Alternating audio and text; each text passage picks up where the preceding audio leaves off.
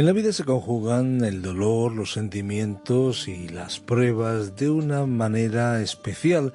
Hoy hablamos de emociones, hablamos de sentimientos, quizá muchas veces desde el lecho del dolor.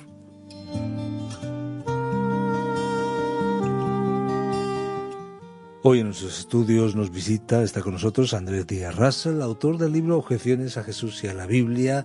En otros momentos nos ha contado su historia, con varias intervenciones quirúrgicas, varias situaciones entre la vida y la muerte, y hoy nos habla de emociones, porque en su libro Objeciones a Jesús y a la Biblia, pues tenemos una perspectiva singular, son diferentes temas muy variados. Efectivamente estamos hablando de casi 30 temas, aproximadamente, estamos hablando de 27 concretamente, desde la ciencia, el dolor, también hablamos de la vida y de la muerte, hablamos de otros aspectos sobre la justicia de Dios, es un Dios violento, sobre el infierno, sobre tantos otros ámbitos, sobre el perdón y tantos otros asuntos muy interesantes, pero en medio de ellos encontramos este capítulo, bienvenido Andrés por cierto, donde nos hablas de sentimientos y nos dices y te abres tu corazón diciendo que has vivido momentos turbulentos en el campo de lo emocional y sentimental y que te has querido acercar desde el punto de vista de la Biblia. Y aquí arrancas con un interesante dicho en inglés que dice que los palos y las piedras podrán romper huesos, pero que las palabras duelen más. Pues bienvenido. No sé cuál sería la aproximación a este refrán inglés, pero ¿qué podemos decir de esos sentimientos que a veces nos juegan malas pasadas? Hola, pues gracias por tenerme aquí. Pues sí, efectivamente, entre esos capítulos veo que las experiencias que he tenido me han ayudado a superar temas como las emociones, los sentimientos, y lo que he aprendido pues me gustaría utilizar para ayudar a otros a superarlas igualmente, ¿no? Entonces ese es un capítulo, digamos, más personal, donde pues sí, me abro un poquito más acerca de cómo superé desde el punto de vista emocional tanto el coma como la ceguera, la hidrocefalia y todo lo demás, que obviamente pues pasa factura, ¿no? Y te quedas pensando, y si no tienes una explicación satisfactoria para ti mismo, pues te puedes quedar bastante mal emocionalmente, ¿no? Entonces, habiendo indagado un poco acerca de lo que dice la Biblia, de cómo superar los temas de las emociones, pues ahí está el capítulo para intentar ayudar a otros y para poder charlar un poquito de eso aquí ahora. Es interesante que Dios no desperdicia nada y aún nuestro dolor puede ser usado para ayudar a otras personas, y ese es tu propósito en este libro, en este capítulo, donde nos hablas de las diferentes fases del dolor. No todo lo que vivimos lo vivimos de la misma forma, hay diferentes etapas. Cuéntanos.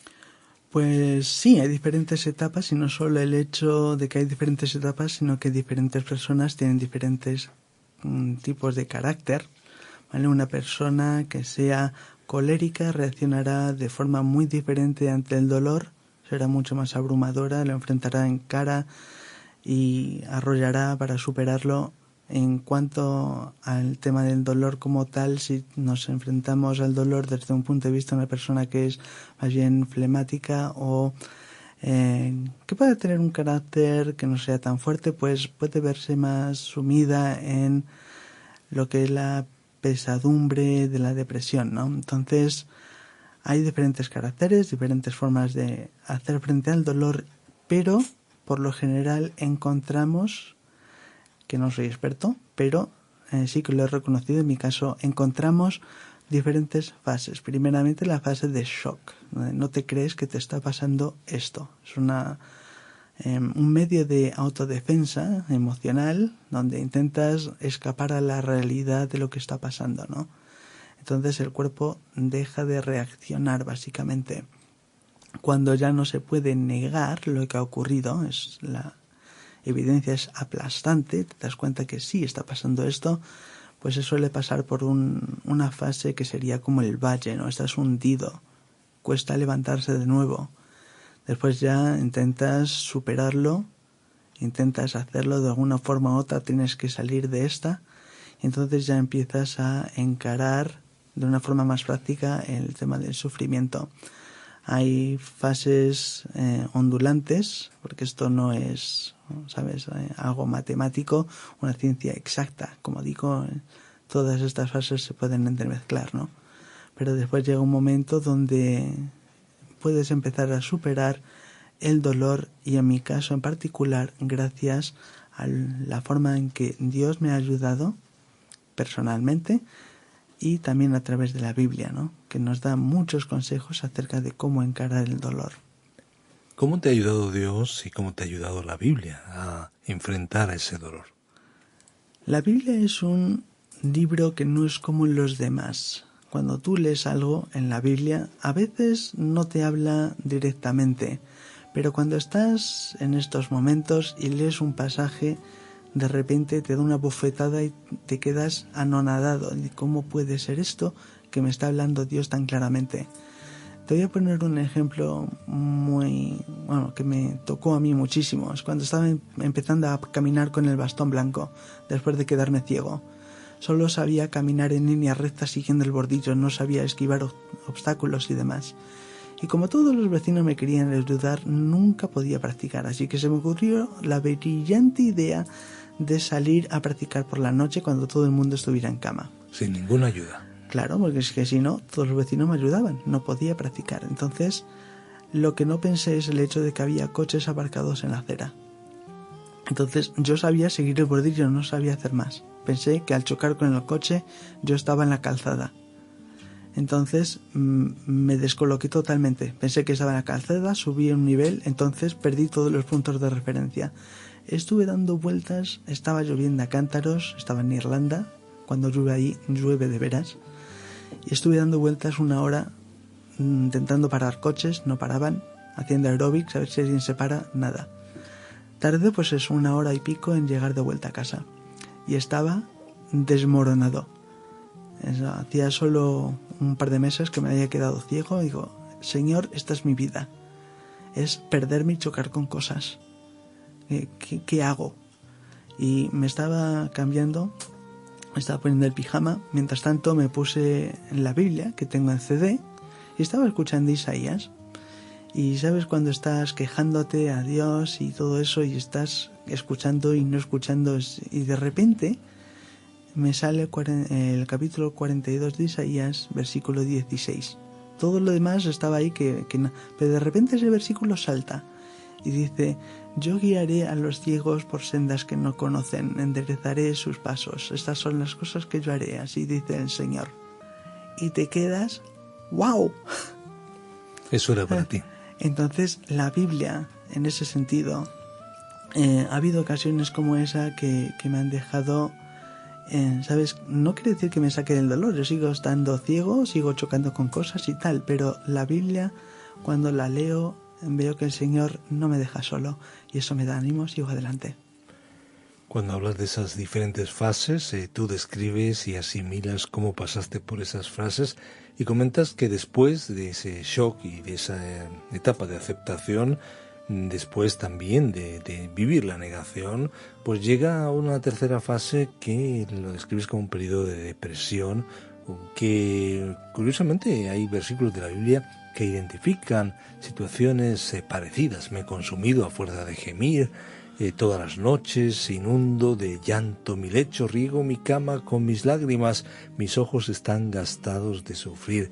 Dices que es una de las etapas más difíciles. ¿Por qué y cómo enfrentarla? Pues sí, es la fase más difícil, porque no ves escapatoria. Entonces, cuando tú tienes esperanza de que esto va a acabar y puedes superarlo, entonces pues luchas. Cuando tú ves que estás ciego y te vas a quedar ciego, ya te han dicho que no hay esperanza, entonces ¿qué haces? No vas a salir de esta. Entonces sí, inicialmente te vienes abajo. Tenía que empezar de cero. Yo acababa de terminar mi 2º año de carrera. Estaba dando clases en una escuela de idiomas, ¿vale? Y de repente me tienen que venir a enseñar cómo me lavo los dientes. ¿Vale? ¿Cómo se pone la pasta de dientes en el dentífrico sin decorar el lavabo con el dentífrico? Bueno, pues te metes el dentífrico en la boca directamente y empiezas a cepillar a partir de ahí. Pero hasta que te enseñen el truquito de las narices, tú estás deprimido. ¿Cómo hago esto? Porque te has tirado horas gastando el dentífrico y no haces más que manchar el lavabo. Entonces, cuando estás en esos momentos, no ves cómo vas a salir adelante. ¿Vale?